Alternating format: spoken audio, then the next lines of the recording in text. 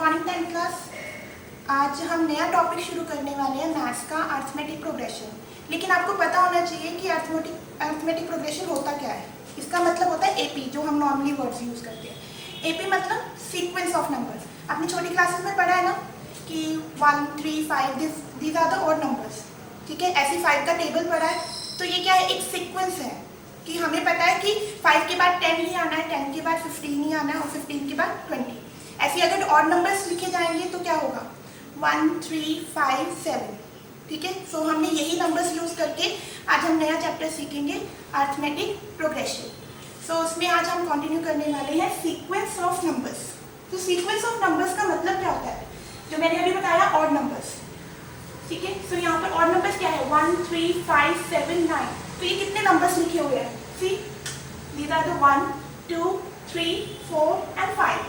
अगर मैं इसके आगे का नंबर करूँगी तो आप क्या बताओगे मुझे, आप कहोगे डिफरेंस प्लस कर दो। कितने का डिफरेंस था, 2 का। तो आप क्या कहोगे, नेक्स्ट नंबर क्या आएगा, 11। लेकिन अगर मैं उसी के साथ पूछूँ आपको 28th टर्म क्या होगी उसकी, तो 28th टर्म क्या होगी, आप हर बार प्लस तो ना करते रहोगे, उसके लिए कोई ना कोई फॉर्मूला बना, वो बना एपी से। ऐसे ही नेक्स्ट देखिए 25, 20, 15, 10, ये असेंडिंग ऑर्डर था और this one descending order. So class मैंने आपको बताया ये असेंडिंग ऑर्डर है और ये डिसेंडिंग ऑर्डर। असेंडिंग ऑर्डर में किसका डिफरेंस गया, +2 का। हर बार +2 ऐड होता चला गया। अब यहाँ पर क्या हुआ, 25 में से 20 क्या करेंगे, माइनस करेंगे तो तब 20 आता है। इट मीन्स इनका डिफरेंस क्या जा रहा है हर बारी, 5। इट मीन्स एपी तभी पॉसिबल होता है जब उनका डिफरेंस क्या हो, सेम मतलब कॉमन। अब इन सब में 5 का डिफरेंस था तो इसका मतलब एपी पॉसिबल था। अगर यही सीरीज में इस तरीके से लिखती 25, 20, 10 और 5, ये सीरीज होती तो ये एपी पॉसिबल नहीं था। क्यों, क्योंकि 25 में से 20 माइनस कितने करूँगी, 5। बट 20 में 10 कब आएगा, जब क्या माइनस होगा, 10। इट मीन्स इसका एपी पॉसिबल नहीं है। एपी सिर्फ किसका पॉसिबल है, इसका। अब मैंने आपको पूछा कि अगर मुझे 28th टर्म निकालनी हो तो मैं कैसे निकालूंगी, मुझे कैसे निकालनी पड़ेगी। ऑफकोर्स मैंने कहा एक फॉर्मूला बना है, सो मैंने उसके थ्रू उसे समझाना है और कैसे निकालूंगी वो देखते हैं। सो अब हम चलते हैं फॉर्मूले की तरफ कि इसका फॉर्मूला क्या है। फॉर्मूला है इसका an is equal to a plus n minus 1 into d. अब इसमें a का क्या मतलब है, n क्या है, d क्या है, ये हमें पता होना चाहिए 28 टर्म फाइंड आउट करने के। सो a क्या होता है, फर्स्ट नंबर। अब आपकी जो सीरीज दी हुई थी ऑड नंबर्स की 1, 3, 5, 7 एंड 9, तो उसमें फर्स्ट नंबर क्या हुआ, पहली पोजीशन पे क्या लिखा हुआ है, 1। सो इसका मतलब a की वैल्यू क्या होगी इसमें, 1। नेक्स्ट है n, नंबर ऑफ टर्म, मतलब जो हमें फाइंड आउट करना है। मैंने आपको क्या कहा था, 28 टर्म निकालनी है। सो n की वैल्यू क्या चली जाएगी आपके पास, 28, ठीक।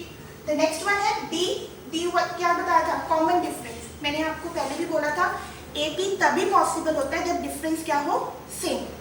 तो डिफरेंस क्या है इसके बीच का, 1 में से 3 माइनस किया 2, ठीक है। तो हमारा डिफरेंस क्या आएगा, 2। इसका भी फॉर्मूला बना था, मतलब सेकेंड टर्म में से फर्स्ट टर्म क्या करनी है, माइनस। सेकेंड पोजीशन पे नंबर क्या था, 3।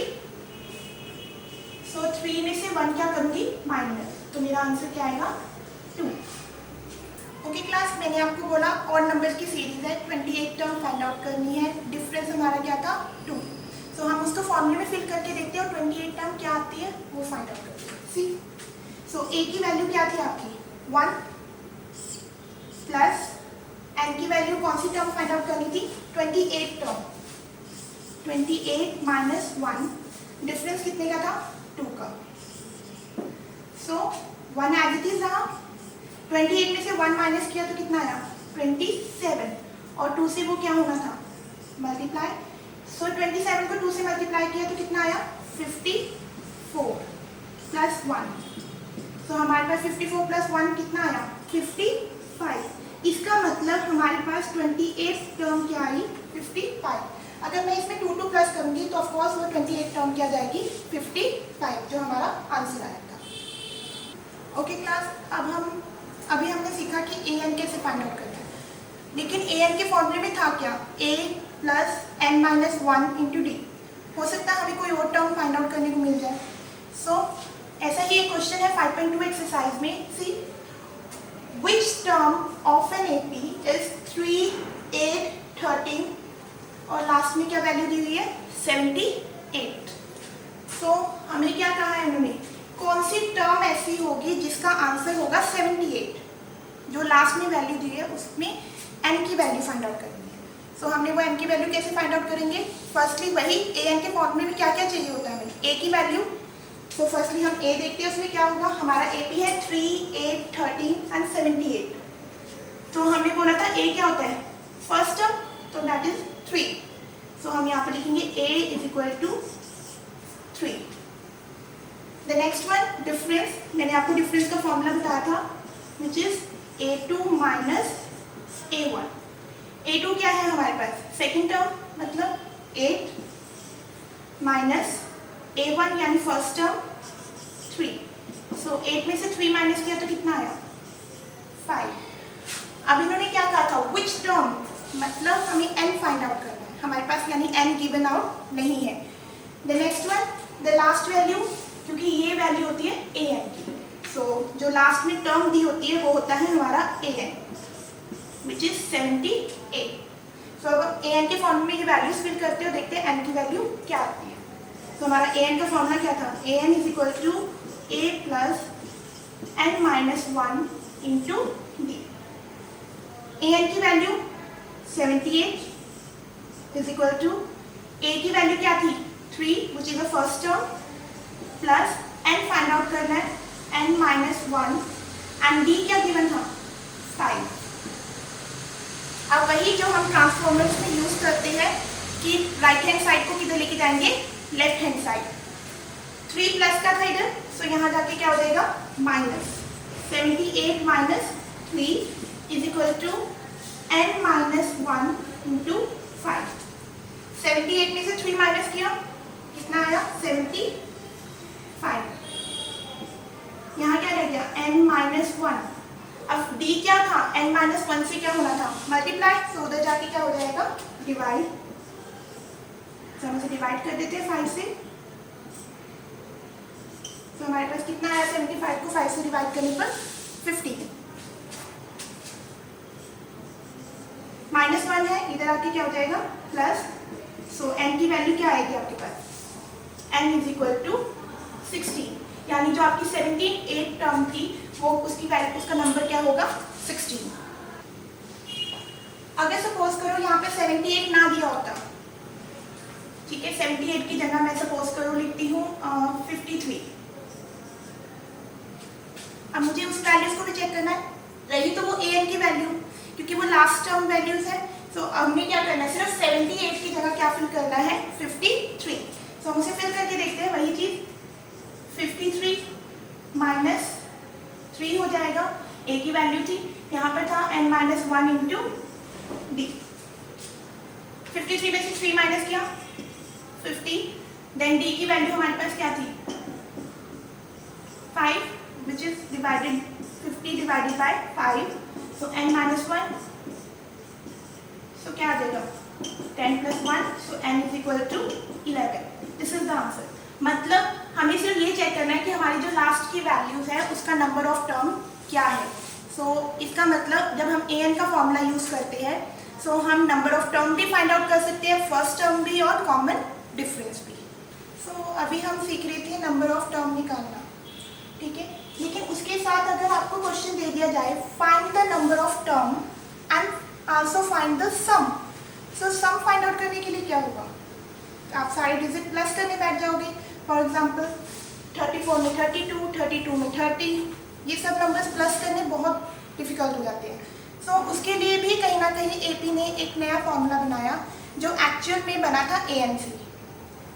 सो उसका फॉर्मूला क्या था, Sn is equal to n by 2 into into d. See, ये फॉर्मूला है तो ए एन का ही इतना, बट क्या था इसमें n/2 हो गया, मतलब नंबर ऑफ टर्म को 2 से और डिवाइड करने पर हमारे पास उसका सम आ सकता है। सो आपको क्या गिवन है इस बार एपी? आपको गिवन है एपी 34, 32, 30 एंड 10। सो इसका मतलब आपके पास फर्स्ट टर्म भी है, हमें क्या चाहिए? ए की वैल्यू क्या है आपके पास? 34 एंड द डिफरेंस का फॉर्मूला था A2 माइनस A1, मतलब सेकेंड टर्म में से फर्स्ट टर्म। सेकेंड टर्म थी आपके पास एपी में 32 और फर्स्ट टर्म थी 34, तो हम वही वैल्यू फिल करते हैं। 32 माइनस 34, सो हमारे पास आंसर आया -2, because these are the descending order.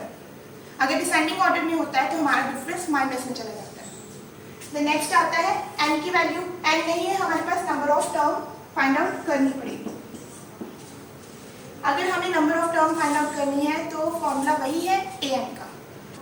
तो मैंने आपको बोला Sn के लिए n चाहिए, तो वो हम an से फाइंड आउट करेंगे।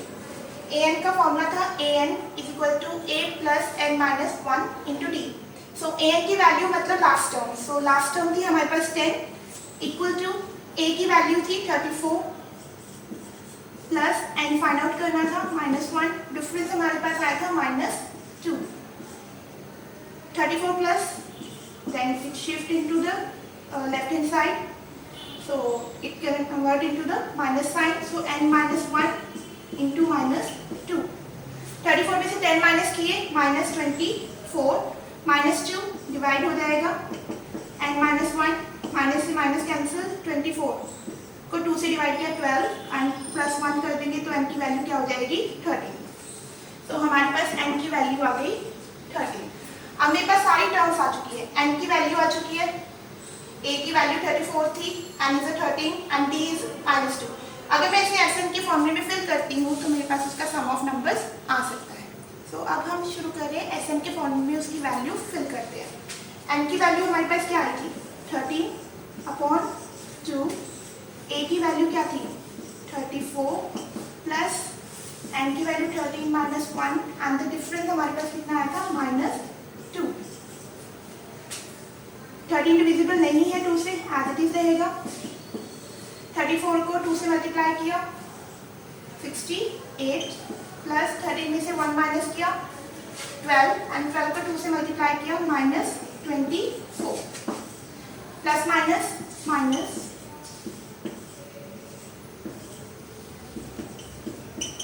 तो 68 में से 24 माइनस कर दो तो कितना आया? 44, देन डिविजिबल बाय 2 22, तो 13 को 22 से मल्टीप्लाई कर दो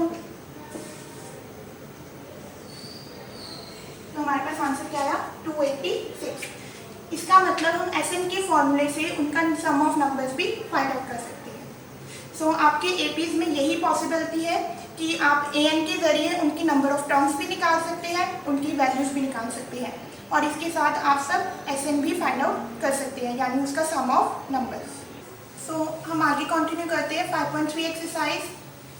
find the sum of the 40 terms divisible by 6, यानी हमें 6 से डिविजिबल जो नंबर्स होते हैं उनकी 40 टर्म्स का सम निकालना है। अब हमारे यहाँ पर एपी नहीं दिया हुआ, बट हम एपी बना सकते हैं क्योंकि उन्होंने टेबल कौन सा दिया है? 6। सो 6 से डिविजिबल होने वाला सबसे पहला नंबर खुद क्या होता है? 6। तो जो हम टेबल में लिखते हैं वही हम लिखेंगे 6, 12, 18 एंड सो ऑन। ये हमारा क्या बन गया? एपी, यानी 6 से डिविजिबल था तो इट मीन्स 6 का टेबल ही कंटिन्यू करना था।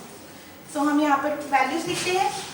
ए की वैल्यू यानी first term 6, difference 12 minus 6 is equal to 6, and n की वैल्यू कितने नंबर्स का सम निकालना था? 14। तो हमें 40 टर्म्स का सम फाइंड आउट करना है। अब हम Sn का फॉर्मूला लिखते हैं। Sn is equal to n/2 into 2a plus n - 1 into d। So n की वैल्यू है 40/2, 2a की value 6 plus 40 minus 1 and the difference is 6। Divisible है सो हम डिवाइड कर देते हैं उसे। 20, 6 2 12 प्लस 39 इंटू 6, सो हमें according to the BODMAS rule पहले मल्टीप्लाई करते हैं देन प्लस। तो हम आगे कंटिन्यू करते हैं 20 इंटू 12 प्लस 234। तो हम 234 में 12 प्लस कर देते हैं और इसको मल्टीप्लाई करेंगे 20 से। 246